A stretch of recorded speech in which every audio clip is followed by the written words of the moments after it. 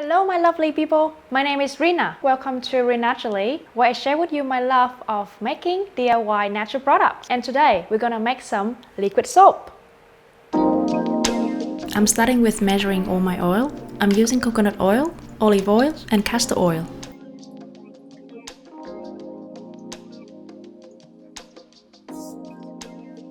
This is potassium hydroxide. I need this one in liquid soap. Measuring distilled water.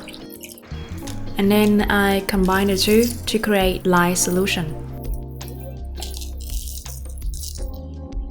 Did you notice that every time I pour in the potassium hydroxide, it always creates a little bit of a fizzy kind of sound when it reacts to the water? It might not pick up on the camera microphone. I found it quite scary at first, but then later I found it quite satisfying to hear it. Weird, isn't it?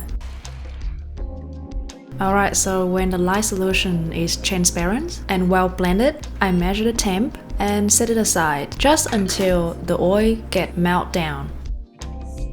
I put the oil in low heat so it can slowly melt down without burning it, and then I measure the temp again.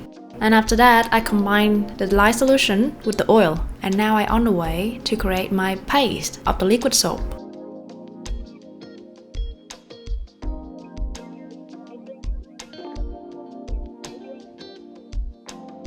Now I stick blend the mixture on and off for about 20 to 25 minutes. I know it sounds a long time, but that's actually how long it took for me to actually blending this mixture to create the liquid soap paste.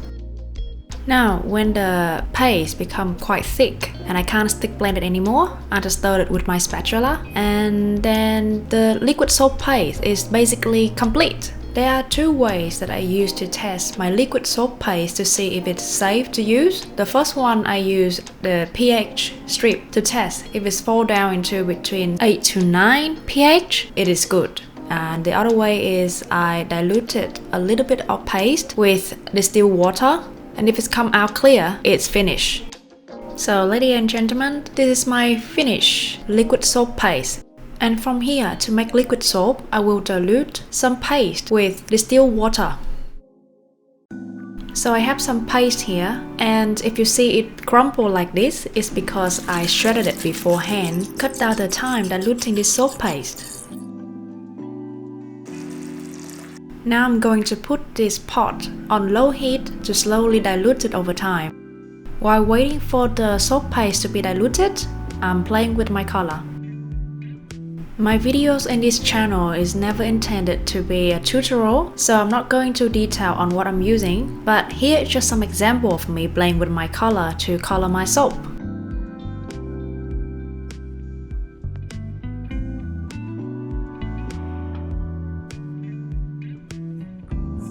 After 45 minutes to an hour, my liquid soap paste is completely diluted, and this is the time that I'll put in glycerin, which is the key ingredient that help my liquid soap have that soothing and softening property after we're using it.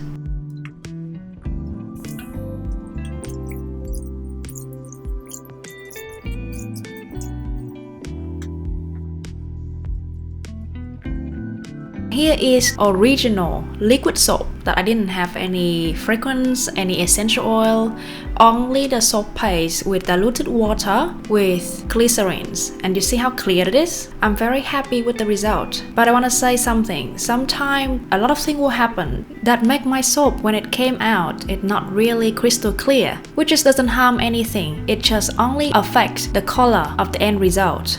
Like you can see here, the one on the right is the one I make with a very crystal clear liquid soap, and the other one is not so crystal clear. You can tell the difference.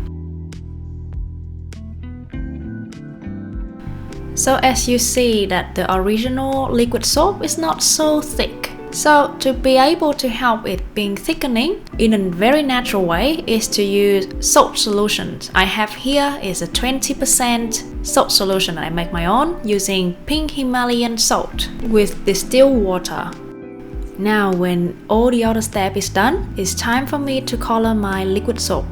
And to be honest, this is the step that I have love and hate relationship. It's really hard to explain. I really love to play with color, but because to be able to make the color always being the same consistency is really hard. And no matter how much I try, every single batch will come out different. But anyway, I'm always trying my best to replicate the very similar color batch after batch of liquid soap so that it doesn't create any confusing to my consumer. But I do think that this is the beauty of handcrafted or handmade product. What do you guys think? Just comment down below. I would love to hear what you thought. Alright, back to the liquid soap making. Here I'm actually thickening the peppermint liquid soap with the pink Himalayan salt solution that I mentioned before. And it's actually added a little bit of opaqueness into the liquid soap.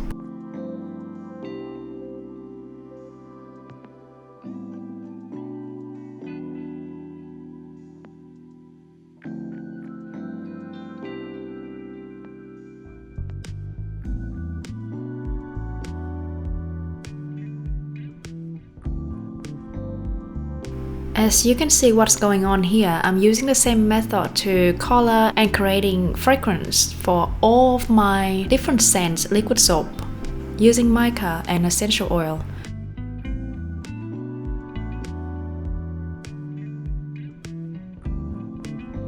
I'm always try to prioritize using essential oil, unless, as you may already know, that you cannot find essential oils in everything. So in that case, I would have to use fragrant oils, but essential oils will always be prioritized method for me to create scents on my product.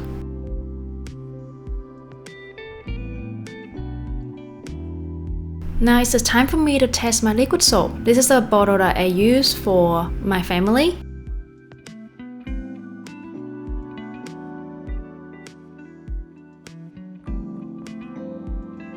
As you can see, it's lathering very well. This is the only liquid soap that I found that I use that help my skin actually feel soothing and soft after using it. It feels very nice. And of course, it's clean everything very well, even the most oily dishes. And also, I'm using most essential oil in my product, so it's not only added some soothing and calming property, but also give you a very gentle, subtle smell. That I don't really know if you think like me or not, but I'm not a fan of those toxic chemical, very strong fragrance that once you use it, it's always lingered into your clothes, your skin, and it's really hard to get it off. And it's actually even give me headache sometimes.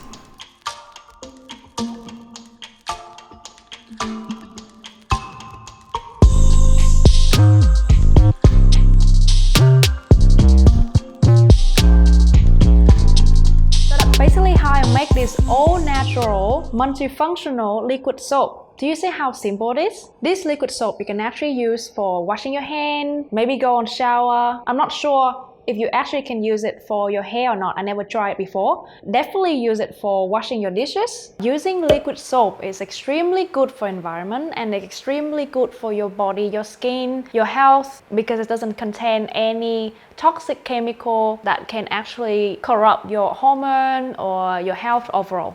My liquid soap or all my products will be on my website, which is under construction. I will announce when everything up and running, and you can always come back and find the link in description to where you can actually get a hand on my product. So I'll end this video now.